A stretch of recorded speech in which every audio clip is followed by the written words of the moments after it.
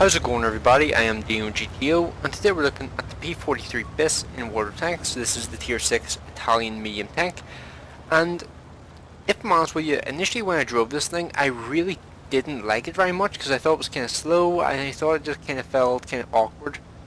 Until I gained an appreciation for how good this tank was when I drove the Polish 40 TP.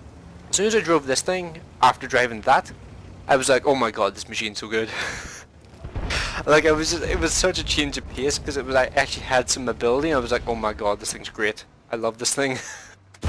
Like, I've never changed my opinion on a vehicle so quickly just after driving another one.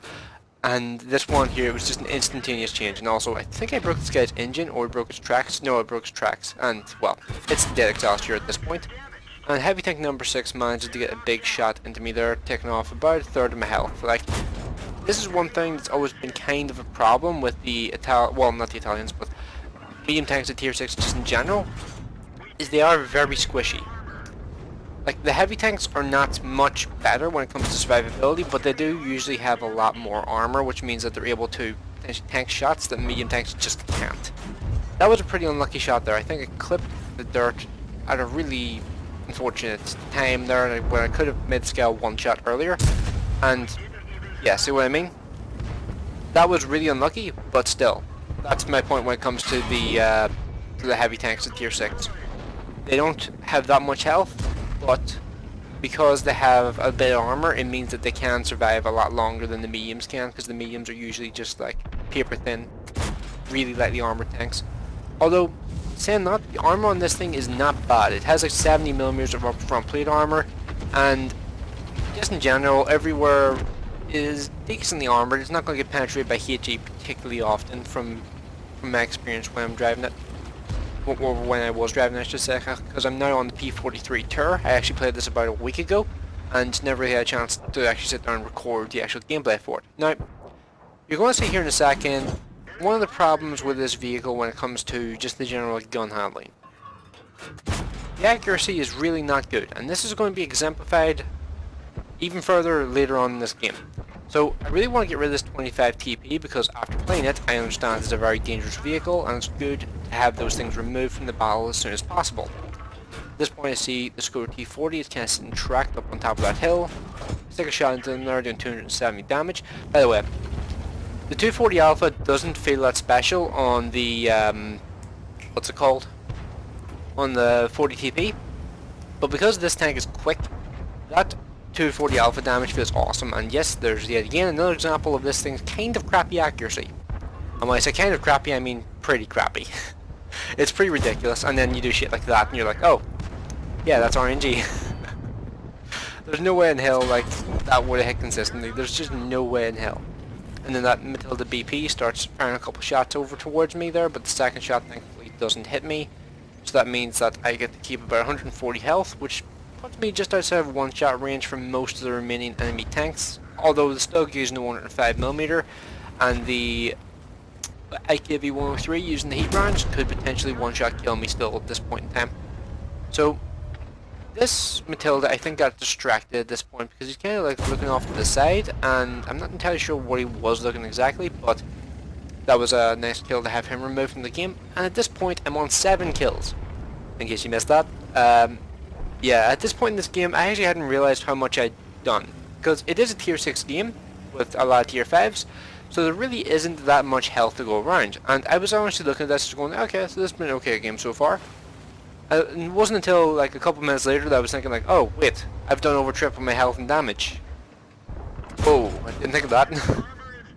So yeah, IKV-103 was spotted there for a second, stick a shot into his side armor.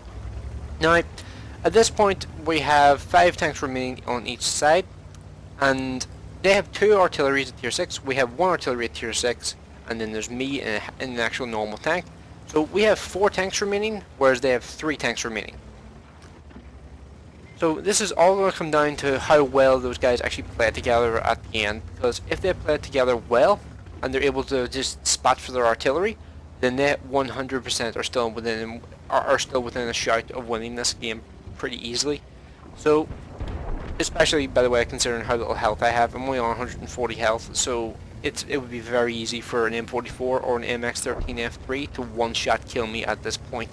So I'm going to be cautious and try and get some range between me and the IKV-103 and the Stug 3G, just so that I can hopefully not get killed. That's pretty much my main goal here. I don't want to die, because if I die, then that means that, well, we may lose this game. And yeah, once I spot the IKV-103 right in front of me, I immediately take the opportunity to remove him from the game, because the annoying thing about those things is those things use a heat round with 120 pin that does like 300 alpha.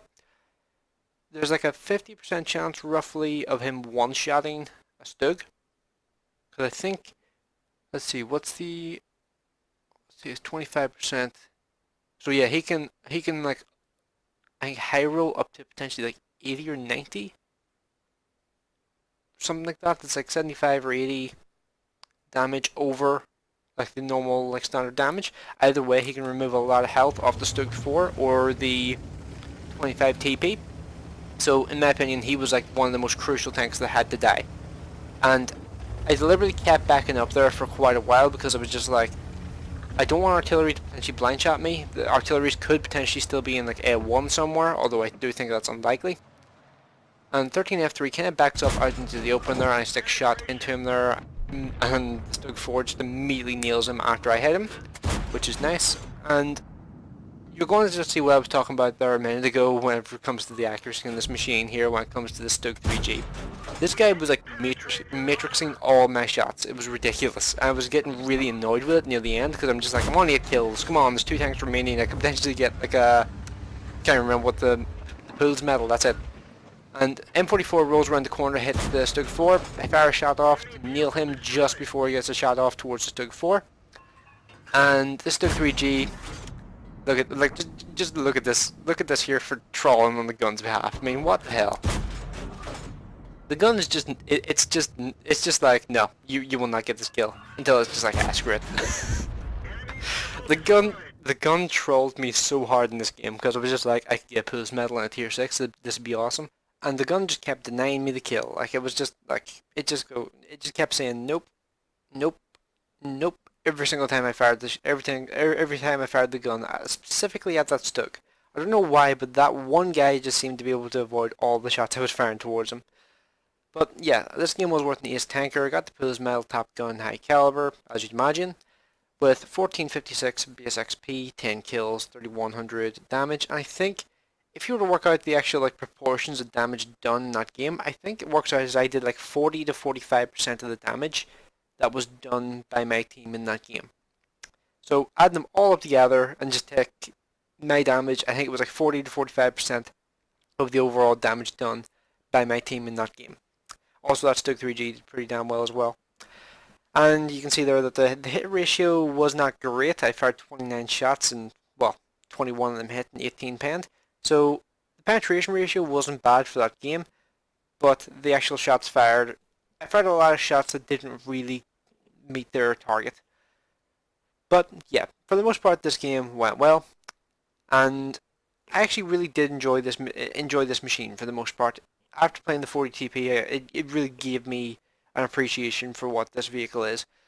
Like, it's so much faster than the 40 TP, and even though it has 1 degree worse gun depression, it doesn't matter, because it's just able to maneuver around the map and take advantage of positions that the 40 TP just can't. Like, it was just so much more fun to play. The 40 TP was just a nightmare for me. I hated that tank with a passion. But this one here, I really did enjoy after playing it. So, let me know what you guys think of this video in the comment section below, and also kind of let me know, like, if you've played the high tier Italian mediums, what do you think of the tier 8, 9 and 10? Because I'm playing the tier 7 and I like it quite a lot. I'm wondering how much of a playstyle shift there is for tier 8, 9 and 10. Because right now the way I play these vehicles is pretty much point blank range, just using the low profile size and somewhat decent armor to avoid taking hits or bounce the occasional hit, and just deal out as much damage consistently as I can. So yeah, let me know what you guys think of that in the comment section below, and thanks for watching. I will see you in the next one.